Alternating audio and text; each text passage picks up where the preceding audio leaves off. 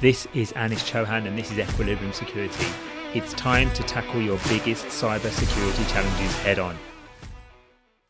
Hello and welcome to our latest episode of our video podcast.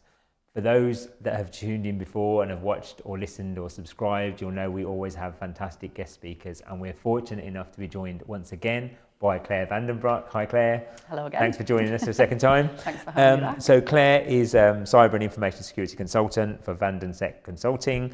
6 years of doing cyber security consulting and 20 years, with businesses and transformation, etc. So the subject of this podcast that we've got this time is the compliance and security gap, bridging theory and practice. Now, this is a subject we could probably fill a whole day, couldn't we, really, talking about it. But to kick things off, it's quite a divisive subject, and not so much divisive based on opinion, but kind of, I guess you could almost say there's almost two camps of business, aren't there, really? Certainly in my opinion. Of course, there are shades of grey in this, but there are businesses that are driven purely by compliance with security standards, and there are businesses that are doing the right thing.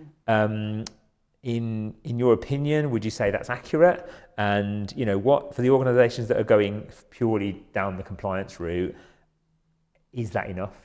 I guess. Yeah. Well, absolutely. Yeah, it is accurate. I think, unfortunately, there's probably more that are going down the compliance route than doing the right thing. Yes. However, you are seeing more and more businesses being proactive and actually, kind of implementing a particular standard, getting certification, just to demonstrate to, their customers, their stakeholders, that they're committed to, kind of securing data and protecting information. But it often does seem to be that it's kind of, you've got to do it, and then after that, they start to realise actually this is quite beneficial, and it's, it's actually very important. And so kind of your second question, is it enough? No, it's essential, but it's more of a baseline, and especially with the kind of the entry level frameworks such as Cyber Essentials, Cyber Essentials Plus. That's going to give any organisation the base kind of foundation that every business should have in place. Those 5 key technical controls. But it isn't going to encourage them or even make them look at things like supply chain security, incident response, physical security, which is pretty much standard now. Especially supply chain security. I think businesses are becoming more and more aware that that's actually quite a key.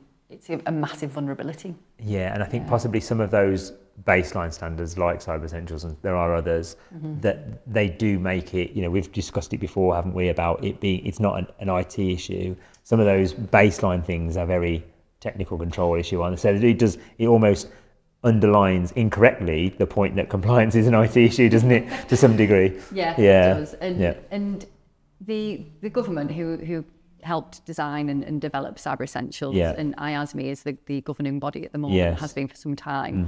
They recognise that it's aimed at SMEs, but I think sometimes that message can be a bit misunderstood, maybe and it's a bit blurred. It's it's like, oh, we've got it, great, job done. That's it. We can until the next kind of certification when we've got to renew in a year's time, and they're not really thinking of it overall holistically as a full business approach. No, that's right. So if businesses do focus purely on the compliance piece, and they're not thinking about their wider cybersecurity strategy, what obvious gaps have you experienced, have you seen emerge? I think absolutely that risk assessment, risk management isn't there. Also, not being able to respond to incidents properly, not testing any kind of business continuity plans. That they'll have disaster recovery in place for backups, and they might be tested. But often you find sometimes that they're not even tested, and a lot of that is outsourced. And because it's cloud-based, they're like, oh, it's fine, it's fine. great. They're dealing with it. It's like, but do you actually know whether or not you could get that data back in time to not have an adverse impact on your business operations? Oh, we don't know. Well, do you know what your kind of acceptable, time would be? No. Okay, so we need to do a business impact analysis. Yes. So it's that kind of wider strategy building. Yeah. And what we often find is that some businesses may have actually done that for a business as a whole, and they just haven't applied it to their information security. Sure. So it's quite easily transferable if that's already in place. Okay. And if it isn't, then it's really beneficial because it might actually discover some risks, some vulnerabilities that they hadn't even considered. Yeah, so I guess it's fair to say then that, and I don't want to put words in your mouth here, but it's kind of fair to say that you start at the business impact analysis or the risk assessment level, and then everything else should kind of flow down from that, shouldn't it, really? Yeah, absolutely. Yeah.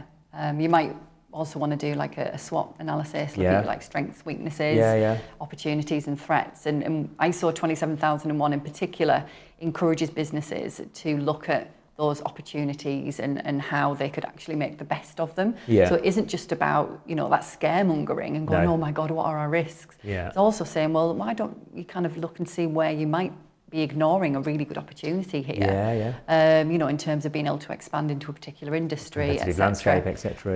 Exactly. So, so anything like that's really going to help the business grow and thrive and actually make the most of the compliance framework that they're working with. That they're working towards. Great. So if we're saying that compliance shouldn't be the main focus of a cybersecurity strategy, what factors kind of encourage a business to go beyond that? Because like you said, organisations, even beyond just the cyber essentials, I'm sure there's a nature of businesses go, right, we've achieved a standard, we can sit back now until for another year. What driving factors or what factors kind of get them to go beyond the standard? I think it's about understanding that it's an ever-changing landscape, very much so with technology more than any particular kind of, regulation or framework. It's just moving so quickly. And I think businesses really have a sense of duty to kind of keep on top of emerging threats and emerging technologies and trends. Like, for example, the government recently brought in a new legislation for manufacturers of smart devices. It's like an IoT legislation. And I attended a webinar probably a couple of months ago now about it. And it was actually quite frightening how many businesses on that call weren't even aware that it was a thing. And also weren't aware that there was a deadline of April 2024 for them to have actually implemented it. So it's a little bit like how GDPR suddenly just popped up and everybody kind of panicked a bit. One good thing is that IASME have actually developed, similar to the Cyber Essentials, a framework, a scheme for businesses to actually be able to work and make sure that they're meeting the requirements. But it's things like that. It's like we really need to start thinking of it as something which is our responsibility as a business, rather than waiting for a regulatory body to say you should be doing this. And I think IoT sometimes has that.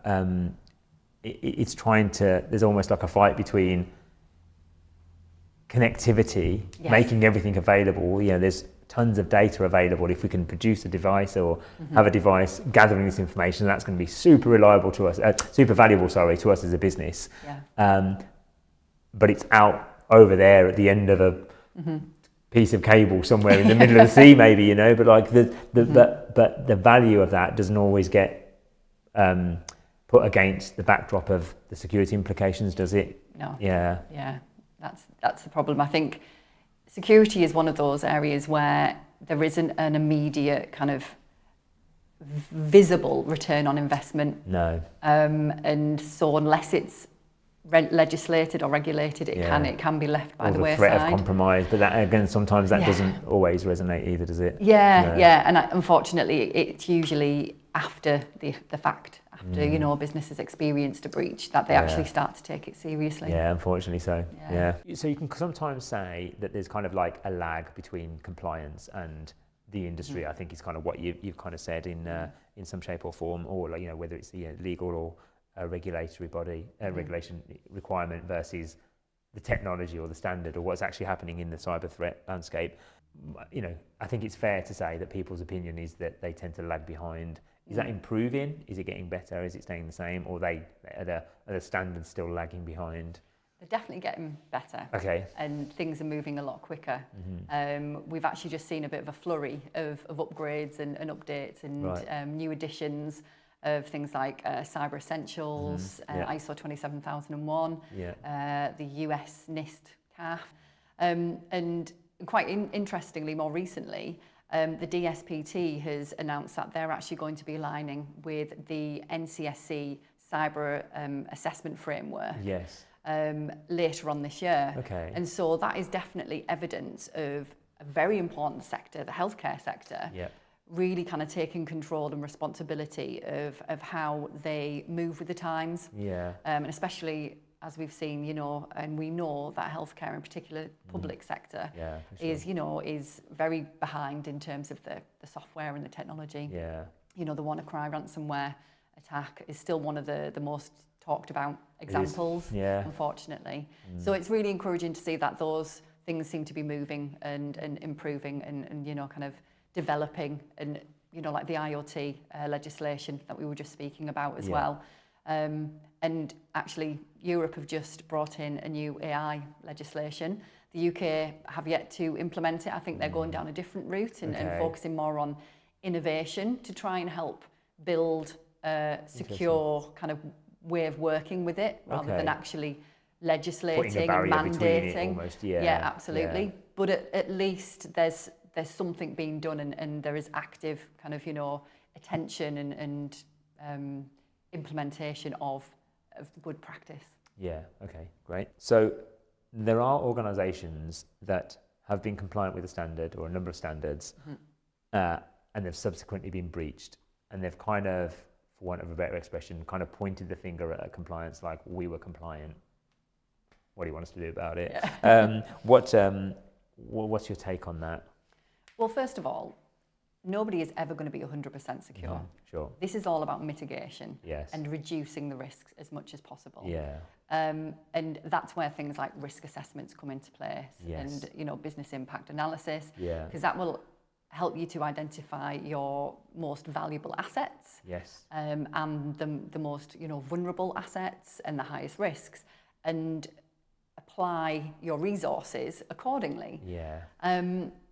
But unfortunately, that can only work if it's actively being implemented and constantly being used and improved and reviewed, which again is what ISO 27001 requires a lot of. And as much as that can be a bit of a thorn in the side of people who've also got other jobs, day jobs to do, totally understand that.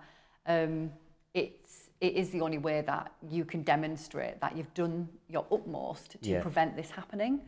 And so those organisations that then obviously do have a breach, if they can demonstrate that they've been doing as much as they can, but unfortunately something slipped through the gap, and they've learned from it, and they're now implementing different ways of working, etc. The ICO, for example, if they have to report it, they're going to be much more lenient and understanding.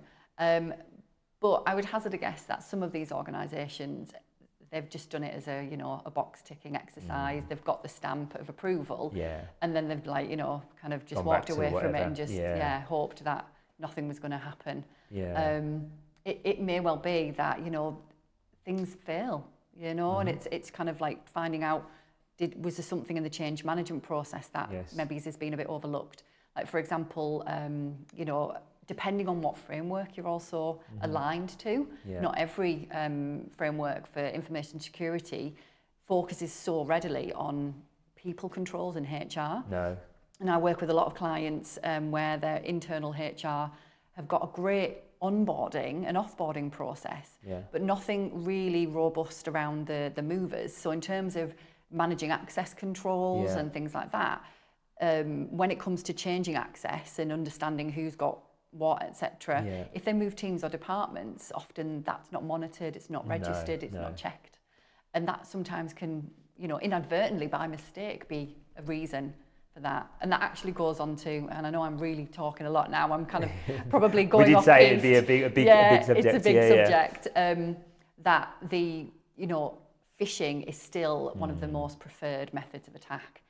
So the human is, you know, the member of staff, the employee is the most targeted. So they could be the weakest or the strongest link, depending on how you actually address your information security, making sure that you're educating them and, you know, putting the right things in place for them to be able to report and recognise. You made some really important points there, so which I'm going to circle back around to, is the fact that he's talked about business impact analysis and the risk assessment. That, you know, everything should flow down from that, shouldn't it? You know, like if people are following it, businesses are following it properly, they'll see a huge risk of an employee clicking on a link, opening a piece of malware, infecting the whole organisation, having the incorrect access but too much access. After, you know, things like that. If you look on a piece of paper, those risks are huge, aren't they? And the impact could be absolutely catastrophic for a business, couldn't they? So actually addressing that can be a bit of an easy win. There's some really affordable solutions out there. You know, it's not so much a case of, right, okay, we're going to sit you in a darkened room and, you know, PowerPoint you to death, you know, in terms of, right, for an hour you're going to have to learn everything about what your responsibility is. There's so many tools now that release kind of really quick, kind of 2-3 minute interactive videos with a bit of a quiz at the end. You can do actual active phishing campaigns, send out fake phishing emails, see how many people clicked on the link.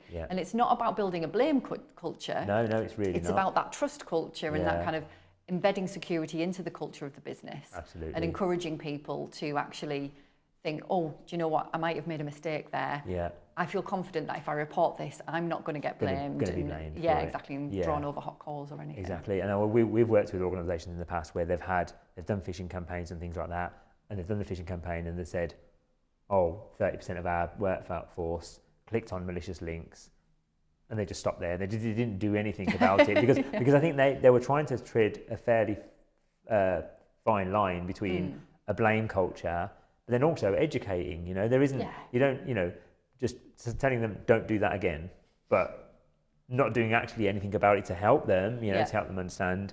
Yeah, it was probably quite a big oversight. So we ended up working with them to try to help them move them forward, give some really nice, like you said, tangible, short, 3, 6, 9 minute, you know, videos that they can enjoy, and you know, and actually, you know, sometimes they're quite, they can be quite upbeat and comical. Exactly. And, can have quite lasting effects. So, have there been any examples of where compliance has improved an organisation's security beyond them just you know, ticking the box effectively? And getting the certification. Absolutely.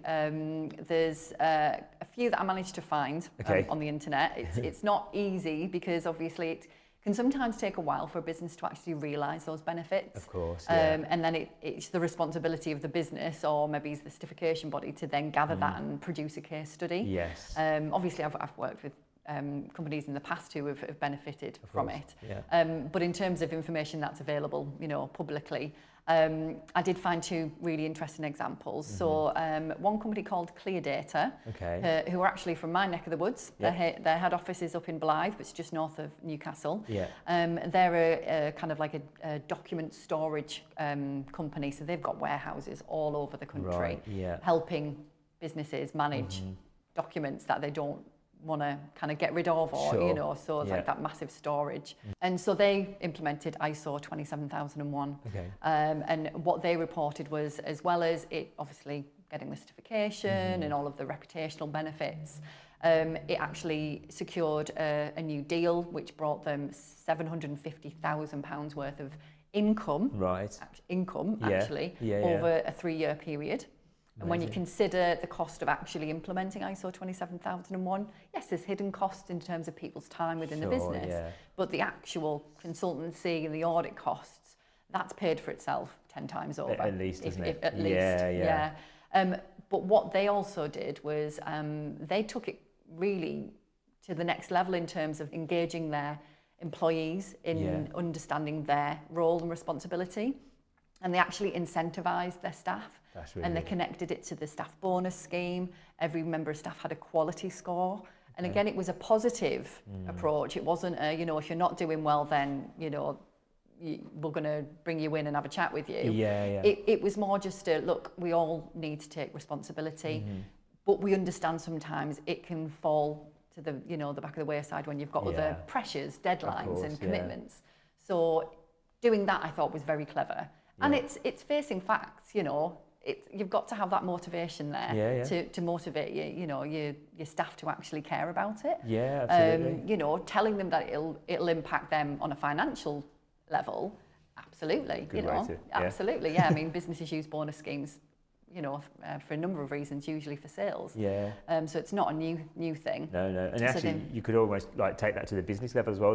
They wouldn't be going for it if they didn't have a requirement to be compliant as well. So they were incentivized in some shape or form. Absolutely. Yeah, because they know fine well that they're going to get business, but it's just nice to see actually working. Yes. Yeah. So that was one example, and then another India-based company, RS Software, who provide payment solutions, online payment solutions, and I think they're one of the leaders in that market. The general manager at the time was quoted as saying, "I feel much better knowing that our information assets are taken care of." It's like that security of knowing somebody's looking at it all the time. You don't have those sleepless nights wondering what's going to happen, if I'm going to get that call to say we've had a ransomware attack, things like that. It's tackling your fears head on, isn't it, really, you could say, Yeah, absolutely. And in addition to that, he also said their business continuity and their physical controls, because again, I think a lot of people forget about the physical controls when it comes to information security. His words were, it beefed them up, they were beefed up, they were enhanced. And that was a really positive outcome for them. I think it was that genuine feeling of, right, we've got it, we're in control, we don't have to worry as much. Because we've got the things that are in place to help mitigate against it. That's really interesting. Great. Yeah. There were interesting reads actually. Yeah, excellent. So, some standards, by their very nature, are known for being very prescriptive. Maybe Cyber Essentials perhaps is quite prescriptive to some degree, isn't it? Yeah. ISO 27001 probably less so. For example, there's no specific mention about undertaking penetration testing and whether you should do it or not. So why would a business go out and undertake penetration testing? If it's not mandated to be. Yeah. Absolutely. I think, to be honest, I like the fact that it's not prescriptive because it really allows the organisation to mould it to their specific needs. Yes, and that's really important, isn't it? Being specific and unique to them, because that's really important. Yeah. Exactly. Yeah. So there is a requirement to address vulnerabilities within the standard. Yes. And so that's open through interpretation. Okay. So yes, you can do different levels of vulnerability scanning. There's a lot of automation in terms of network monitoring. A lot of businesses will probably have some kind of MDR, EDR, XDR solution. Some even actually outsource to a SOC as well, and that covers a lot of that active real-time vulnerability monitoring and protecting. A lot of it's kind of done in the background. You don't even realise it's being mitigated. Because there's so many false positives, but there's so many attempts, it's in the hundreds of thousands, and so machines being able to handle that most of the time is brilliant. Yes.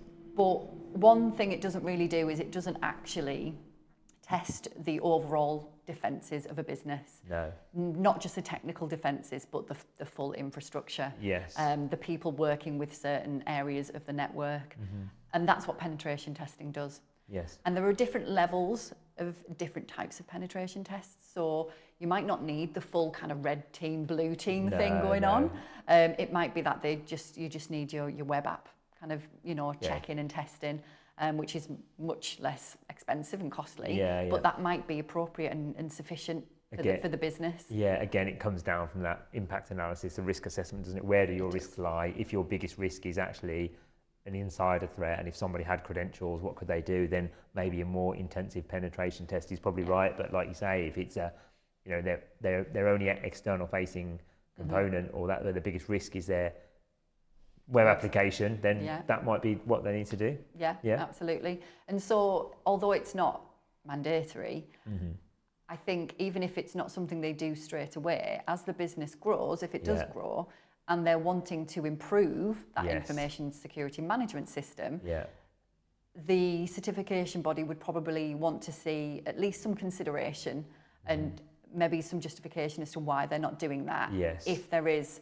an identified need as the business grows. Yeah, we've had examples where an organisation has heard the term penetration testing and somebody somewhere has told them they need to have a penetration testing, and their mind goes straight to the full-blown red teaming, doesn't it? Yeah. You know, whereas actually we've got much better examples where we've worked with clients who they've started doing just vulnerability management or just basic vulnerability assessment, and then the next year they'll go, okay, well, now that we've done that, we're on top of that piece, let's take it a step further. And then the year after that, they tend to go, okay, well, now let's try an attack simulation. You know, if you have this and if you have that, where can you get to? So it's about being pragmatic, isn't it, to a degree? Absolutely, yes. So we've talked about a lot there. You know, I think we've done quite well to condense it in the time we have. We could have spoken for hours. But by way of a kind of final summary, how do businesses really get that kind of, you know, bridge that gap between meeting compliance and real world security? Yeah, and actually getting some benefits from it as well. I think there's two key things to approach, really. You've got to make sure that whatever framework or regulation or, you know, kind of standard you decide to go for, it's going to actually benefit your business. It's applicable to your organisation. It isn't just because somebody else is talking about it. It's a flavour of the month. Yeah, of course. Make sure that does happen, doesn't it? Yeah, exactly. And you think it takes an awful lot of time, money, commitment, stress. Blood, sweat and tears, you know, from in some people's opinion. So you want to make sure you're actually going to get some benefit, and it's going to actually help your business implement security controls that you're going to benefit from. I think the best way to actually do that is to align your security strategy with your overall business strategy. The objectives that you had should really all lead into the wider business objectives. It should be quite closely entwined. And kind of embed it in your business as usual practices, so it's no longer a horrible thing that you have to think about every year. You know, a little bit like, you know, bless the poor teachers, you know, they'll kind of just get Ofsted just suddenly jumps on them. And it's hard for them to be able to try and plan that throughout the year, but if they were able to, I'm sure they'd find it way less stressful. Oh, definitely, And it's, in an ideal world, businesses, I'm sure there'd be plenty of business owners going, well, I don't have the time, I don't have the resources. One thing I would say is, having worked with organisations who found it really difficult to kind of adjust, it is a bit of a culture change. Once you've actually got it implemented, once that first year is done and you've got the certificate, and it is really hard, after that, it's so much easier to manage if you just have, you know, a quarterly review, making sure everything else is just running as usual in the background. Just keep it ticking along. You know, kind of bring in an external consultant once a quarter. You know, you don't need somebody internally looking after it constantly, depending on the size of the business. And I think that's what frightens a lot of organisations, is that they're suddenly going to have to find money to pay somebody full time to do this. And maybe initially there's going to be a lot of extra resources need, but once it's implemented, managed correctly, it hopefully should just run alongside the rest of the business. Okay, brilliant and fantastic. Claire, it's been an absolute pleasure. I hope that I found it useful. I hope you enjoyed speaking about your subject of expertise. Absolutely. I mean, I could talk about it all day, but Brilliant. Thanks very much. Enough, I think. Thanks, Claire. Thanks very much. My pleasure. So thank you very much for watching and listening. I hope you found that useful. I know I certainly did. Please stay tuned for our next episode and find out who we're going to have in the Cyber Hot Seat next time.